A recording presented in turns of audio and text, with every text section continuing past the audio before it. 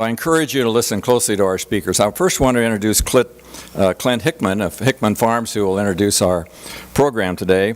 I say this, I hope some of you will accept it, but he is a graduate of the University of Arizona. He's the Vice President of Sales and Marketing and is also elected to the Maricopa County Supervisors in March of 2013. Hickman Farms was founded in 1944 by Nell Hickman, who began as a few hens for fresh eggs for the family, and it's grown into a local egg icon in the country with a processing capacity of shell eggs of more than 750,000 eggs per hour. Grab that one. Still family-owned and operated, Hickman's Family Farms is the largest egg company in the Southwest and in the top 20 nationwide. Let's give a warm Rotary welcome to Clint Hickman.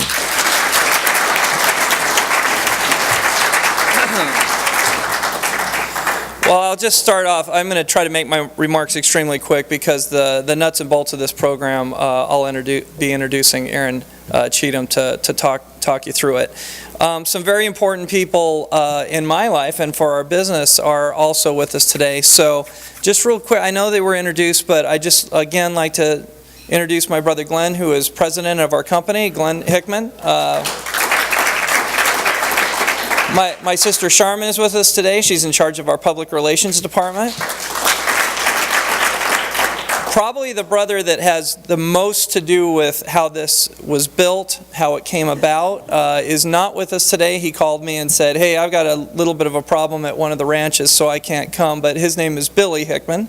So pinch hitting for him is the chairman emeritus of our family business, and I don't think I heard him get introduced, so I'd like him to stand up. Going to be celebrating his 90th birthday next month, my father, Bill Hickman Sr.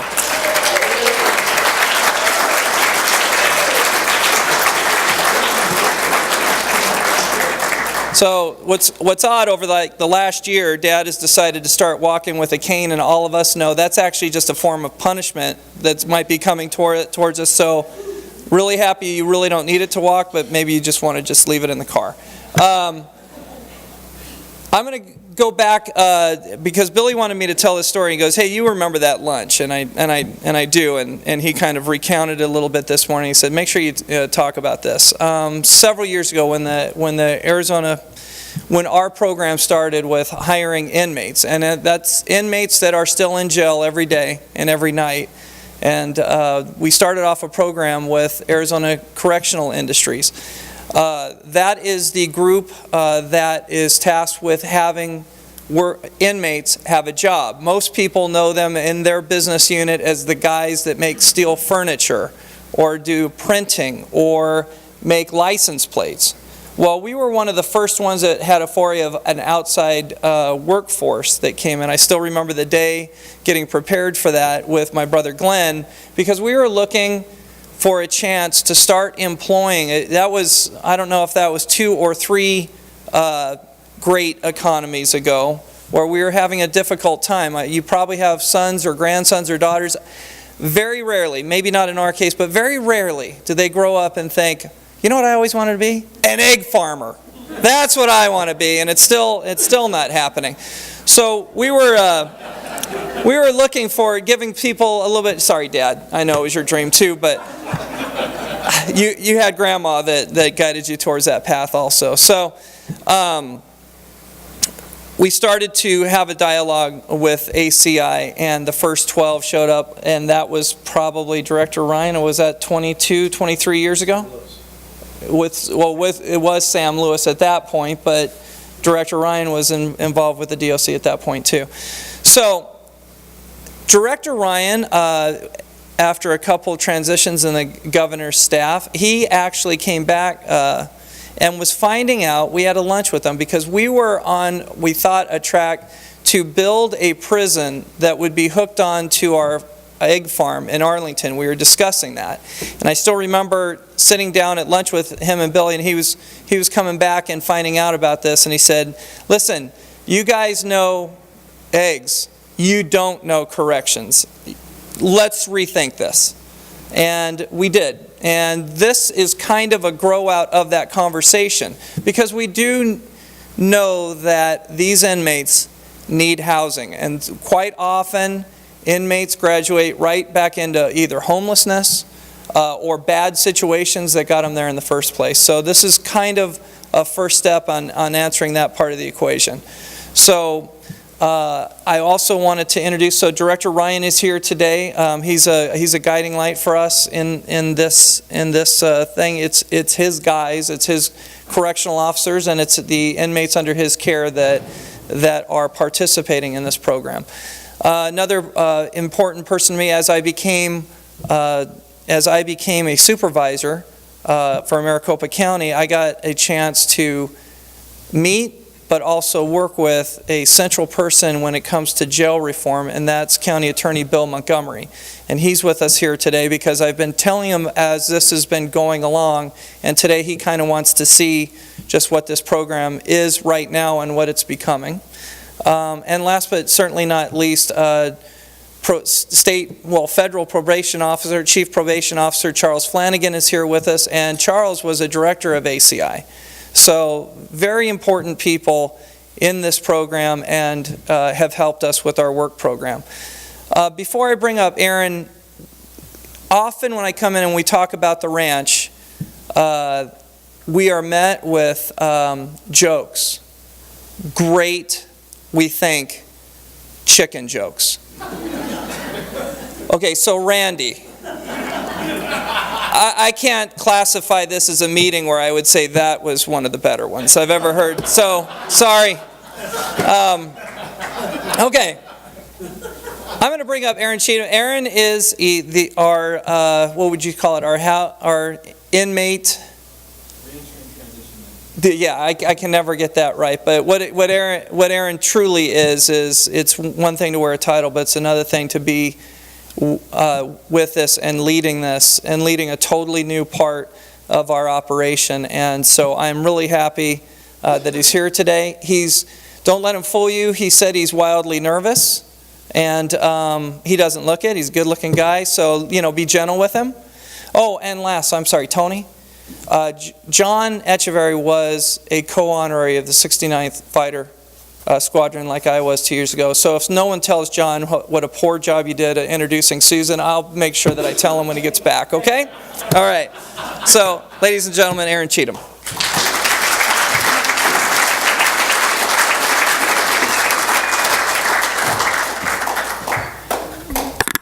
All right.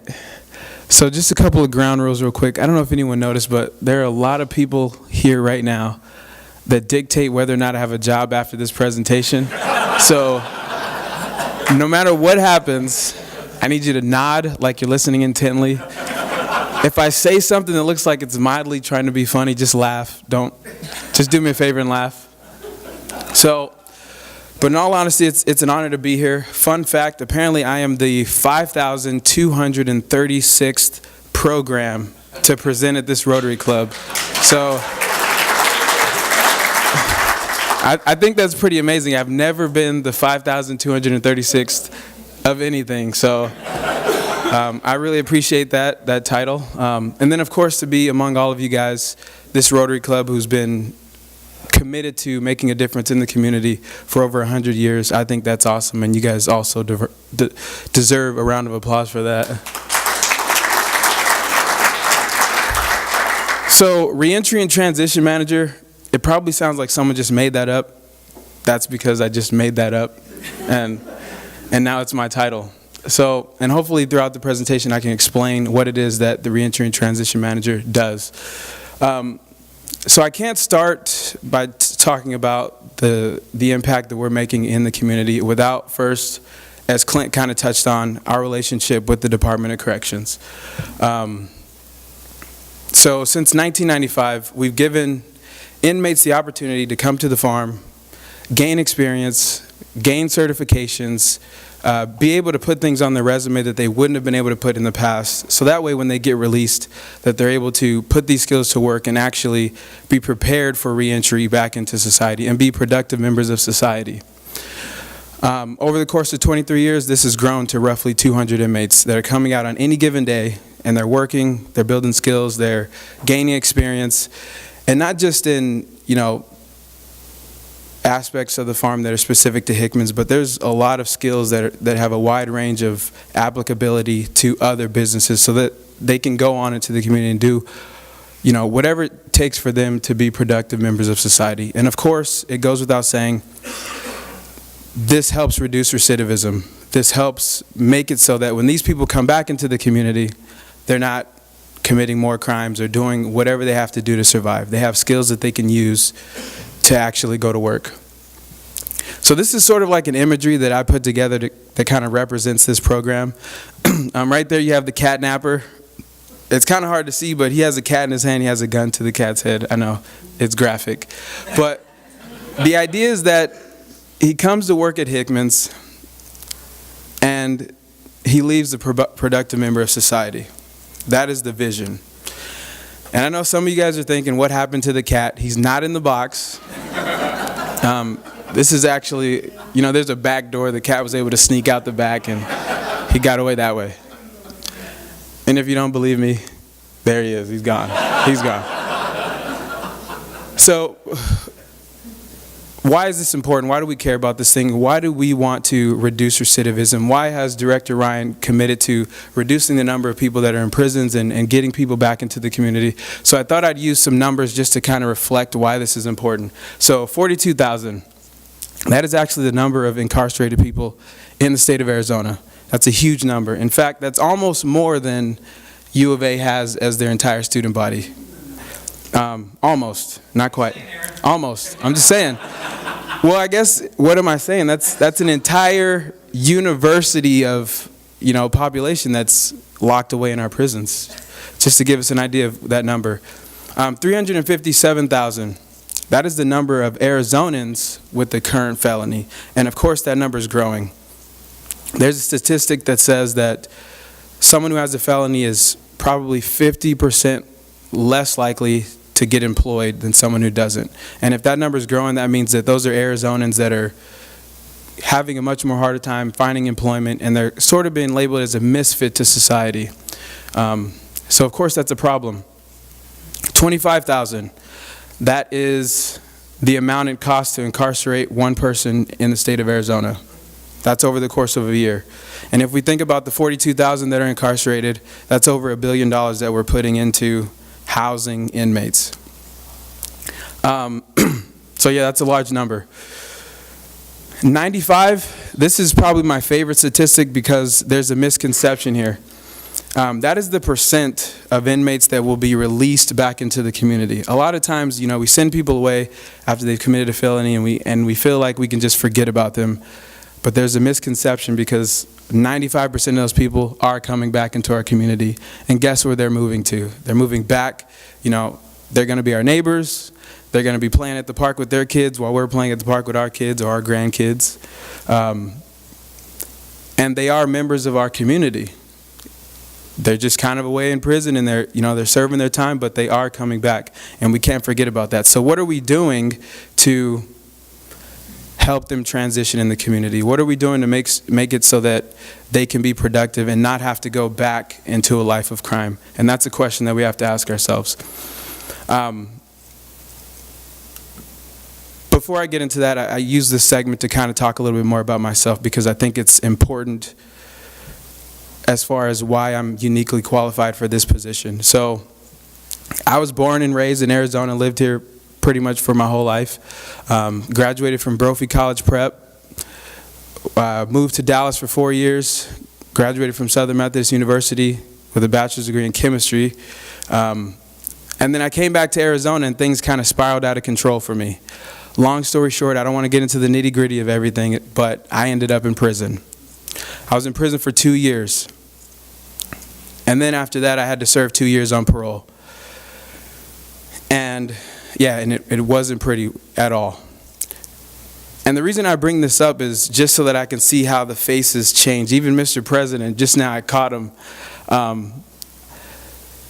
The way you look at me immediately changes when I say that, Before I was just this well-spoken, good-looking gentleman up here speaking.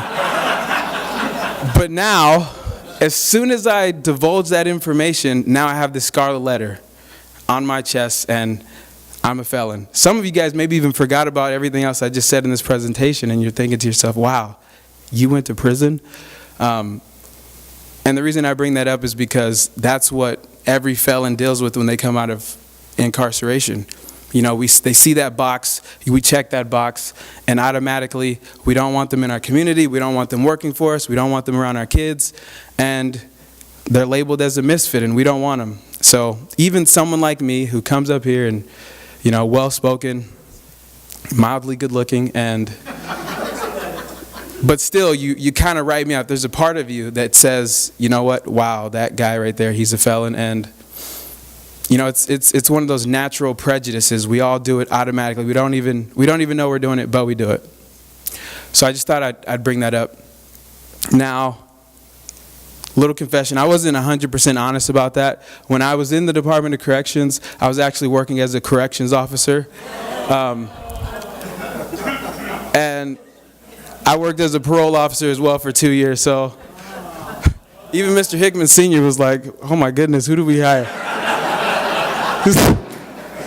Nobody told me this. Rest assured, you're okay. We're good. I do not have a felony background. But the message there is still the same, though. We do that automatically. So now everybody's smiling again. Okay, we're good. Now, as my time, when I was working as a parole officer, you know, as a parole officer, you're the first person someone comes and sees when they get released from prison. And I saw with an alarming rate that a lot of guys are coming out and they're homeless and they don't have the potential for employment, or it's just going to be really, really difficult to get that employment. And of course, if you don't have those two essential things, a stable residence and stable employment, poverty is just the next thing. And I don't know about you guys, but I'm going to do whatever I have to do to survive, and I'm going to find a way to eat something. And if all I know from the past is criminal activity, that is what I'm going to fall back on. So that's why that's a problem. And then, of course, so this cycle continues. These people are just going to go right back because they don't have a way to support themselves, or we have the community who has that automatic prejudice against this population. So kind of the odds are stacked against them. I also saw that, you know, there were those individuals that came out and they had stable residence, they had stable, you know, maybe they had potential employment down the road, or they had an interview coming up, and you could just see it in their lives. They were much more likely to be sober, they were much more likely to lead a healthy family life, and ultimately they just had more success. So of course the question comes up again, you know, what are we doing to help these people transition back into our communities? Because they're coming whether we like it or not. Another statistics, 1 in 13 Arizonans has a felony. So looking at the population in here, there's probably about 4 or 5 felons in this room right now. Don't raise your hand, we don't need to know who you are, but that's what the statistics show. So little did I know this vision was already in work, and this is something, like I said, for over 23 years, the Hickmans have been working in this area, and this whole project just evolved from that relationship. So, and of course, we come to our employee housing, and this is really something that we're really proud of and we're really excited about, because even just the idea, it's quite simple. You know, you give someone a stable residence, you give them the access to employment, and you don't make them have to travel to get there. You know, there's not a need for housing, there's not a need for employment, and there's no need for transportation. Those are 3 barriers that almost all recently released offenders have trouble with. So, thus the Hickman housing. So, go ahead and give us a round of applause right there. Just one time. Someone wanted to do it, so I just thought I'd do it. Okay, so 40 units, and these units are fully furnished. They have everything that you could possibly need to start off stable. So you have your mattress, you have comforters, you have the linens, you have a 42-inch television, you have, oh wait, I can actually show these in the pictures. So each one is single occupant. That is actually one of the ex-ACI workers that worked as an inmate, and just 2 weeks after being released, he was working as an electrician on the farm. So just 2 weeks after being released, he is now a tax-paying citizen and living and working as a productive member of society. Comes with a full-size bed, full bath with all the work. So all the shower curtains, the towels, everything that you see in the images actually come in one of these units. So when they walk into the unit for the first time, it's like, wow, all of this is mine. There's a sense of ownership and a sense of pride there. And also a sense that the community that they've just now gotten back into is actually investing in them. This is the full kitchen. Comes with oven, microwave, refrigerator, all the dishes that they need to, cook meals and prepare their own meals, which is also a part of the programming aspect. Not only are you going to come out and maintain your housing and go to work, but you're going to come home, you're going to cook your own meals, you're going to go grocery shopping, and you're going to do the things that, all of us sort of take for granted, the things that were, they were told they had to do before, time to go to chow, time to lock down, time to go to sleep, lights out. Now they're sort of put in a situation where they're able to manipulate all those things themselves. It's huge. So there's also laundry room, all-purpose meeting room, proximity to work, parking, like-minded community. I put a question mark next to the unlimited eggs because I'm still sort of working on that. Glenn's looking at me sideways like, we didn't agree to that. Yeah, question mark. Another component that's really powerful with this program.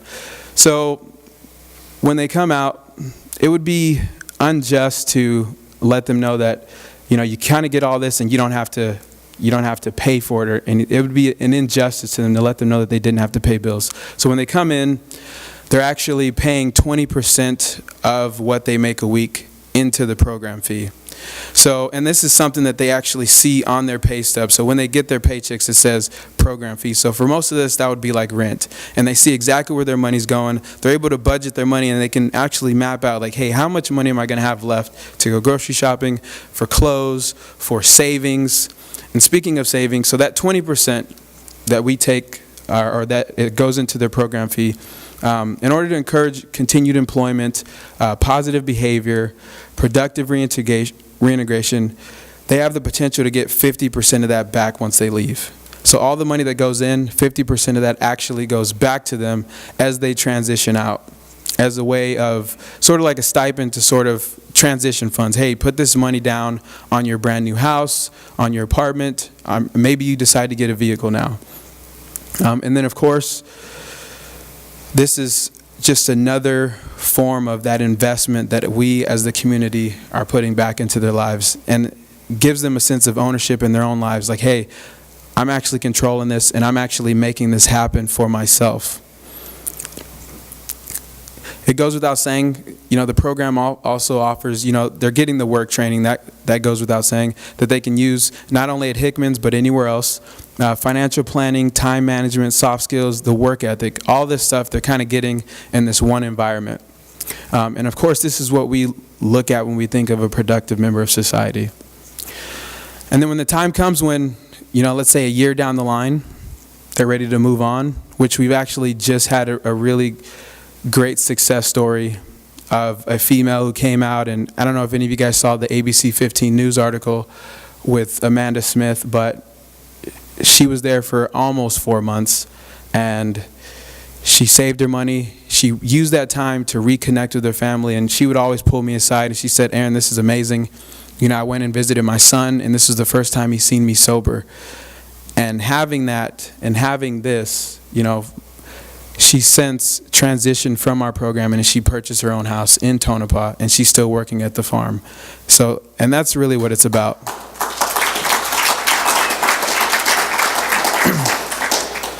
Here goes my trivia. Does anyone remember what movie this is?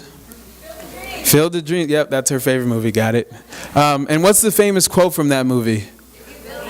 If you build it, they will come, and come they have. Exactly. So I kind of just wanted to share with you guys some of the residents that are currently living there, just because, you know, these people are successes, and we don't know where they would have been before, but they're here now and they're doing well. This is Amber. She's one of the first ones to move in, and she was actually super excited. About a month ago, she purchased her brand new car, her own car, and these are things that she's never been able to do before. This is Amanda. This is the girl I told you about. She just purchased herself a brand new home, and now in her household she has her mother that lives there, her son who she was able to reconnect with, and she's living, actually living.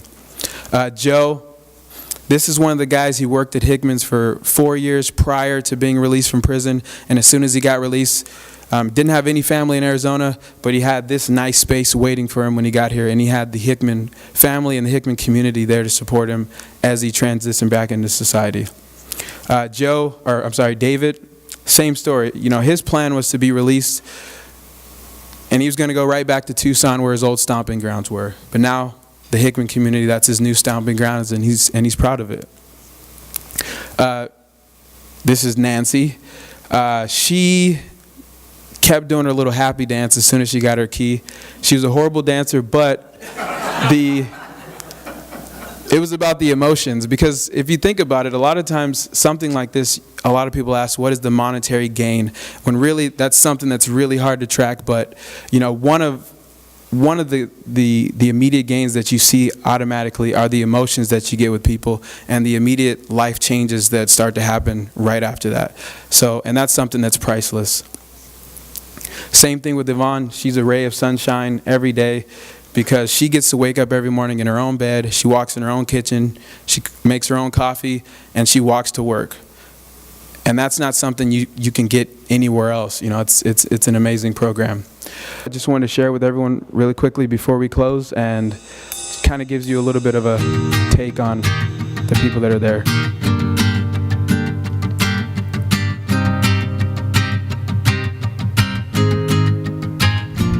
My name is Nicole Sequeros. Hi, my name's Jerry Scottco. My name is Nancy Carey. My name is Amber Bethel.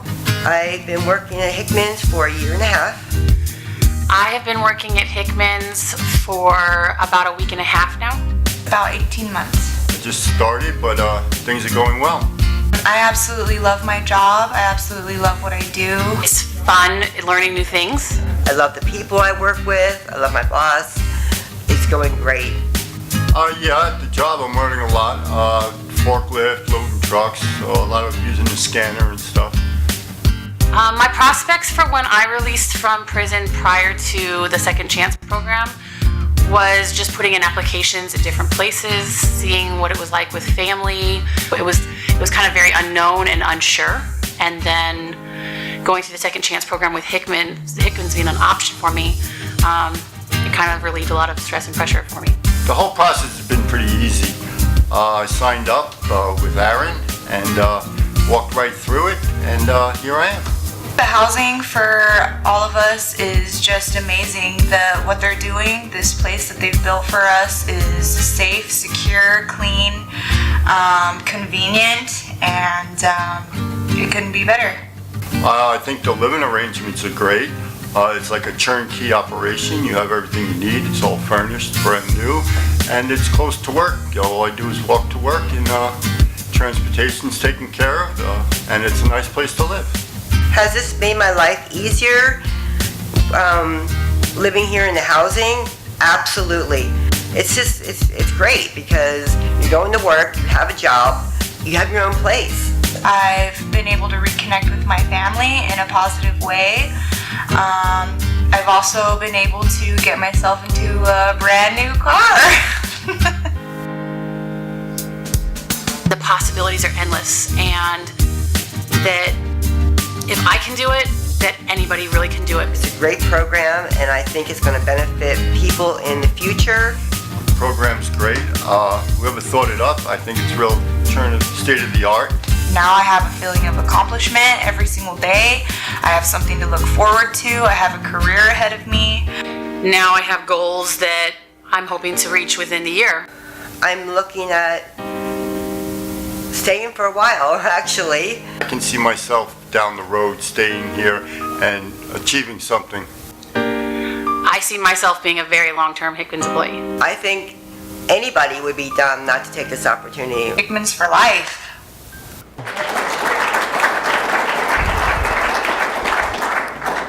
But even with the audio, you can kind of hear, some of the excitement and the appreciation that the people that are participating in the program have. If you think about this population and, you're getting out and you don't really know what your opportunities are going to be, and you get someone that cares and actually invests in your future. These are people that are going to come into the community and they're going to be very appreciative. They're going to work a little bit harder because they don't really have too many more options. And to be able to invest in this and be a part of this, it's definitely an honor to me, and I appreciate you guys letting me share that story with you guys today. If you guys have any questions, I'll be in the back table at the end. Thank you, Aaron. My question is, I'm a flooring contractor, and we hire ex-cons and people who are on parole. The problem we run into, and maybe this is for Mr. Montgomery, is if I'm doing like a GSA contract or something, they're not going to allow us to go in there as a felon or as a person out of prison. We run into a lot, even some of the contractors we work for. What do we do to change their minds so they become more like you guys and we can allow us to work in these locations? Because we're always looking for help in the trades here in Arizona. Educating the community, doing presentations like this, and I remember it was a few months ago, the Department of Corrections had a reentry forum that I was on the panel of, and really what they did was they got together business owners and people who were running their businesses in the community. I believe there's maybe about 300 businesses there, and they just informed the public about what's going on and how this population can actually be productive. Is it going to happen overnight? Probably not. But the more stories that we have like this, I think it's something that's going to spread like wildfire. So hopefully, we start with education. There are many women that are in the home. It's about 50-50 male and female. That's my question. What's the ratio? And then is there a time limit? Do you have 6-month program, 2-year? What is that? The transition is going to be different for everyone. There's really no set time. It's sort of an indefinite time period, but we offer the most incentive for people that adamantly want to transition within a year period. So we offer that incentive program where we give back 50% of the program fee that they put in. That happens at a year. That's our way of saying, hey, we want to help you transition out of here at a year. At 15, 18 months, that percentage goes back down. So we kind of offer that incentive to kind of get out. Amanda Smith, as you can see, it only took her 3 to 4 months and she was ready to go. So transition is going to be a little different for everyone. And, when you're dealing with humans, you just got to kind of work with them and figure out what they want to do. Stay with me for just a second. So, Aaron, thank you so much for your presentation today. I think it was very enlightening to all of us here today. What's being done and what the Hickmans are doing, it's amazing. So, in recognition of your participation today, we have a certificate for you, and we've made a donation in your name to the Salvation Army's Adult Rehabilitation Center, which is a 6-month inpatient drug and alcohol treatment program. Totally free to the participant, and one of the 4 charities that we're supporting this year to reduce homelessness here in the Phoenix area. So thank you again, and thank you again to the Hickmans for everything you do. It's amazing. Thank you.